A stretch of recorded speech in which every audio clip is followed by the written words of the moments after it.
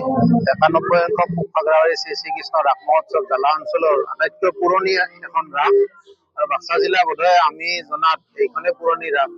আমি যদি 91 সংখ্যক পাতো, আমাৰ আচলতে ৰাসখন 100 প্ৰায় 20-21 বছৰ বয়স হৈছে আমি জনাত। কিন্তু তথ্যৰ ভিত্তিত যেতিয়াৰ পৰা আখৰৰ ব্যৱহাৰ হৈছে, লিখা পঢ়া কাম হৈছে, তেতিয়াৰ পৰা আমাৰ 91 সংখ্যক ৰাস আমাৰ হৈ আছে। এই ৰাসত আমি প্ৰতি বছৰে আমি কিবা নহয় কিবা মানে ৰাইজৰ মনোভূত হোৱাৰ নিচিনা আকৰ্ষণীয় বিশেষ এটা দৃষ্টি আকৰ্ষণ কৰিব পৰা আমি কিবা এটা কৰোঁ। এতিয়া আজিকালি গতানুগতিকভাৱে ৰাস মহোৎসৱ বুলি ক'লে সাংস্কৃতিক যিটো দিশ সেইটোতে বেছিকে গুৰুত্ব দিয়া হয়। কিন্তু আমি সাংস্কৃতিক দিশৰ লগত সংগতি ৰাখি পেলাই আমাৰ যিখিনি কৃষ্ণৰ ৰাসলীলা বা জীৱন্ত ৰাসৰ যিটো প্ৰক্ৰিয়া, সেইটো আমি আমাৰ এই অঞ্চলৰ আমাৰ গাঁৱৰে সকলো একদম শিশুৰ পৰা বৃদ্ধলৈকে সকলোকে লৈ পেলাই আমি আপোনালোকে দেখিছে আমাৰ এতিয়া আখৰা চলি আছে। গতিকে আমাৰ গোপিনী নৃত্য, কৃষ্ণ নৃত্য এইবিলাকৰ ওপৰত আখৰা চলি আছে। আমি সমান্তৰালভাৱে যিহেতু নামনি অসমত আমাৰ মৃন্ময় যিটো ৰাস, মূৰ্তি যিটো ৰাস সেইটোও হয়, সেইটোকো আমি লগত ৰাখিছোঁ।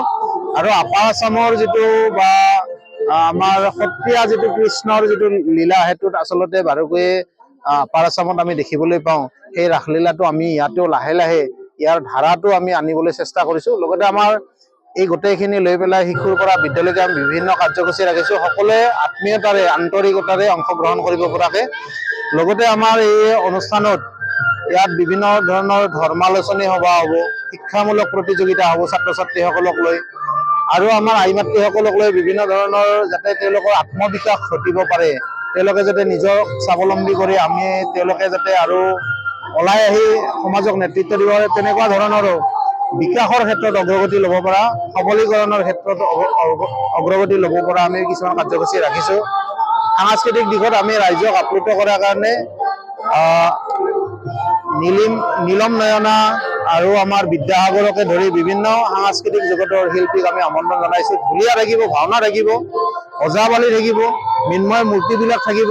গতিকে আমি বিভিন্ন ধৰণৰ বৃন্দাবনৰ ৰূপসজ্জা আমি কৰিছোঁ। আমাৰ পুখুৰীত আমি মহামৃত্যুঞ্জয় শিৱলিংগৰ যিটো ব্যৱস্থা কৰিছোঁ, আমাৰ তাত ব্ৰিজ এখন দিয়া হৈছে, ইয়াতে মেলাৰ ব্যৱস্থা আছে, থিয়েটাৰ আছে।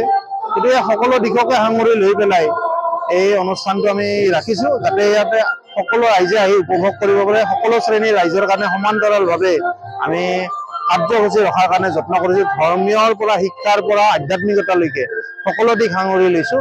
আৰু ইয়াত আমি এই অনুষ্ঠানত সকলো ৰাজনৈতিক দলৰ ব্যক্তিক আমি আমন্ত্ৰণ জনাইছোঁ, দল সংগঠনৰ ব্যক্তি, সামাজিক, শিক্ষা, ৰাজনৈতিক, বিজ্ঞান, অৰ্থনীতি সকলো দিশৰ ব্যক্তিকে আমি আমন্ত্ৰণ জনাইছোঁ, যাতে এই অনুষ্ঠানটোৰ মাধ্যমেদি আমাৰ জ্বালা অঞ্চলৰ এটা চিনাকি বা ইয়াক আগবঢ়াই লৈ যোৱাত এটা যাতে সুবিধা হয়, তাৰ কাৰণে আমি সকলোকে ইয়াত লগতে আমন্ত্ৰণ জনাইছোঁ আপোনালোকৰ মাধ্যমেৰে। আৰু আমি যেনেকে ৰাইজৰ গঠনমূলক সমালোচনা, দিহা পৰামৰ্শ আশা কৰিছোঁ, ভৱিষ্যতে যাতে আমাৰ এই অঞ্চলৰ ৰাসখনৰ মাধ্যমেৰে আমি অঞ্চলটো আগুৱাই লৈ যাব পাৰোঁ, এইখিনি আমাৰ।